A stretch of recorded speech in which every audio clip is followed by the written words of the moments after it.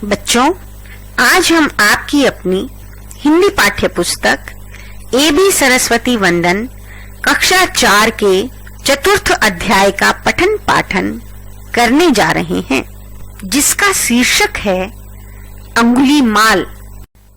प्यारे बच्चों, यह कथा एक प्राचीन काल की कथा है और जैसा कि पाठ का शीर्षक है अंगुलीमाल, ये अंगुलीमाल एक नाम है और ये नाम एक खूंखार डाकू का नाम है। तो बच्चों, ये जो कथा हम पढ़ने जा रहे हैं, ये बहुत ही रोमांचक कथा है और ये महात्मा बुद्ध के काल की कथा है। तो इस कथा का जो मुख्य उद्देश्य है वो ये है कि आपको महात्मा बुद्ध और उनके उपदेशों के महत्व से परिचित कराना, साथ ही प्रेम और विश्वास से किसी भी हिंसक व्यक्ति को शांति और अहिंसा का पाठ पढ़ाया जा सकता है। तो ये सभी अच्छी बातें हम इस पाठ के माध्यम से सीखेंगे। तो चलिए बच्चों, पाठ को शुरू करते हैं। प्राचीन काल की बात है।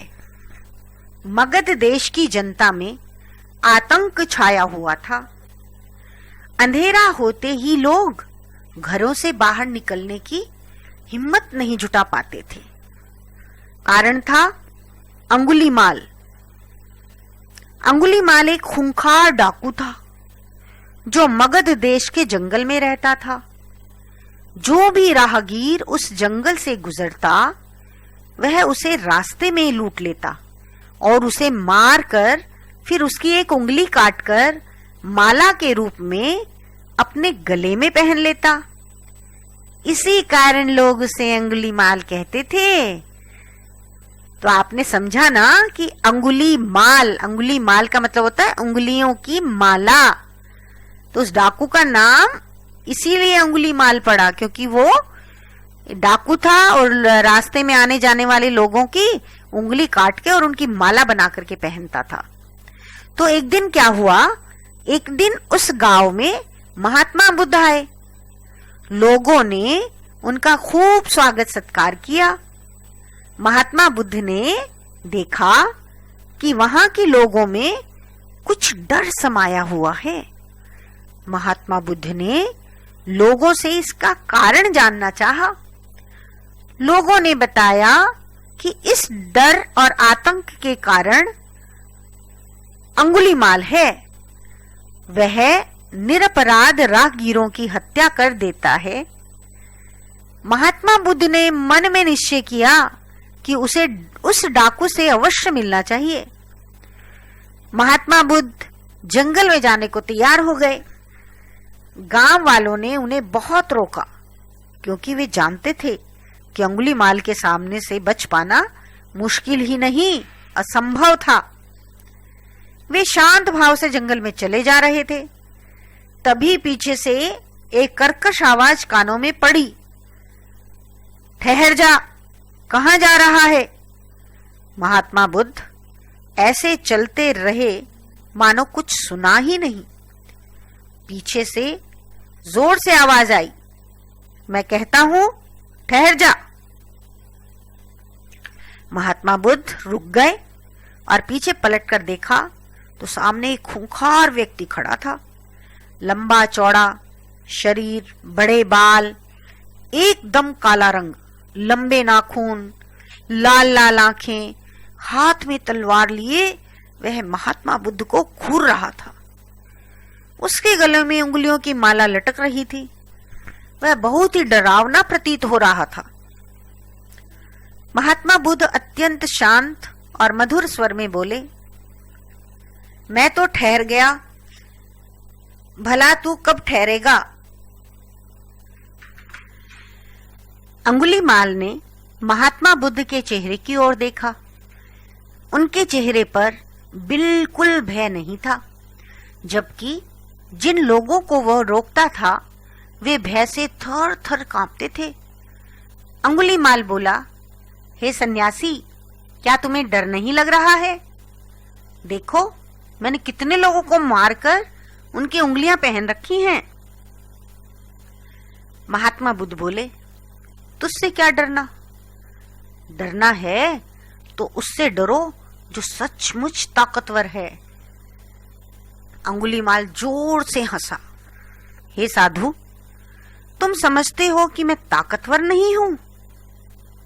मैं तो एक बार में 10-10 लोगों के सिर काट सकता हूं। महात्मा बुद्ध ने कहा, यदि तुम सचमुच में ताकतवर हो तो जाओ उस पेड़ से 10 पत्ते तोड़ लाओ।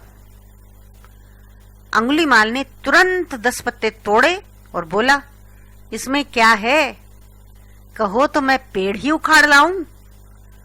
महात्मा बुद्ध ने कहा, नहीं, पेड़ उखाड़ने की जरूरत नहीं है।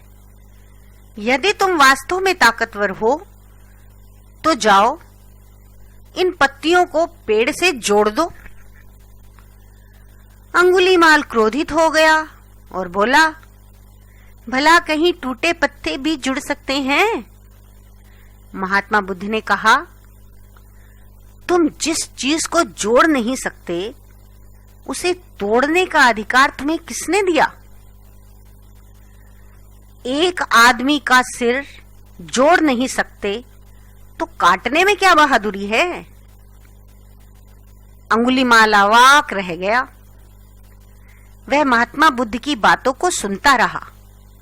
एक अनजानी शक्ति ने उसके हृदय को बदल दिया। उसे लगा कि सचमुच उससे भी ताकतवर कोई है। उसे आत्मग्लानि होने लगी। बच्चों, आत्मग्लानि का मतलब होता है कि स्वयं से नफरत होने लगी। वह महात्मा बुद्ध के चरणों में गिर पड़ा और बोला, हे महात्मन, मुझे क्षमा कर दीजिए। अज्ञानवश मैं भटक गया था।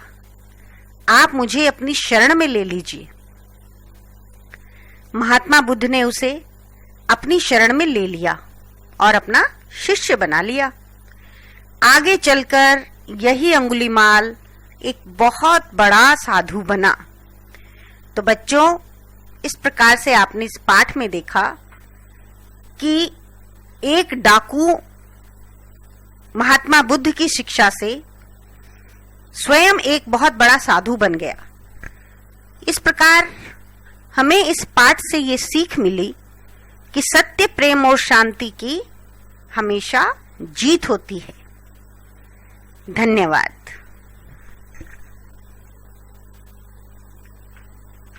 आइए बच्चों, अब हम पाठ के शब्दार्थ करते हैं। पहला शब्द है आतंक, यानी भय, फियर।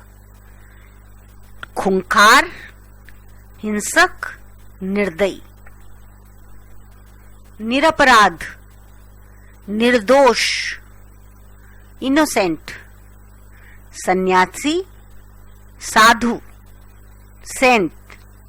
अधिकार, हक, राइट। आत्मग्लानि, पछतावा। हिम्मत, साहस, बोल्डनेस। सत्कार, स्वागत, वेलकम। असंभव, जो हो न सके, इम्पॉसिबल। ताकतवर, बलवान, पावरफुल। अवाक, चकित, अमेज्ड।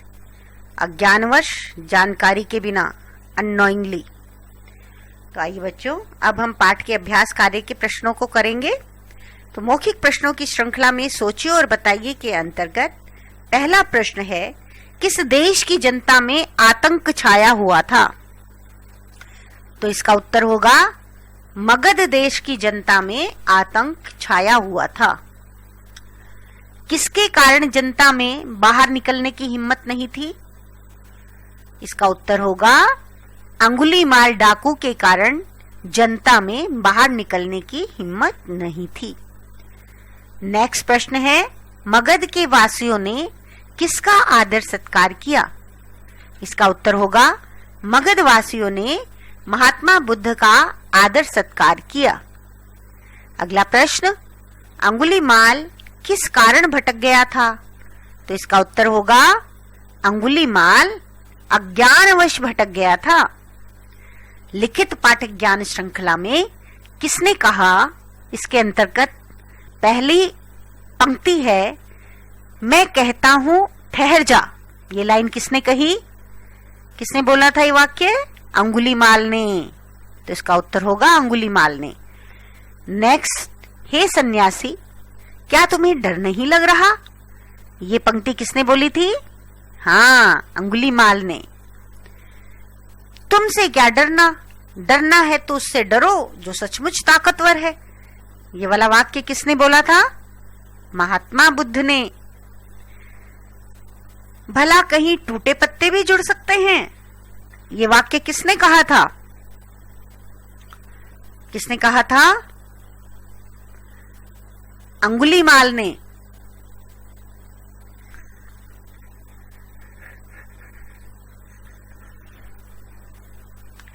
अगला प्रश्न, दिए गए शब्दों की सहायता से खालिस्तान भरिए। पहला वाक्य है खालिस्तान का, मगध देश की जनता में डैश छाया हुआ था। क्या छाया हुआ था? आतंक। तो इसका उत्तर होगा आतंक। अगली पंक्ति है, अंगुलीमाल एक खूंखार डैश था। क्या था? खूंखार। यस, डाकू। तो इस रिक्त स्थान में आएगा डाकू। अगला प्रश्न, एक दिन गांव में डैश आए। एक दिन गांव में कौन आए थे? महात्मा बुद्ध।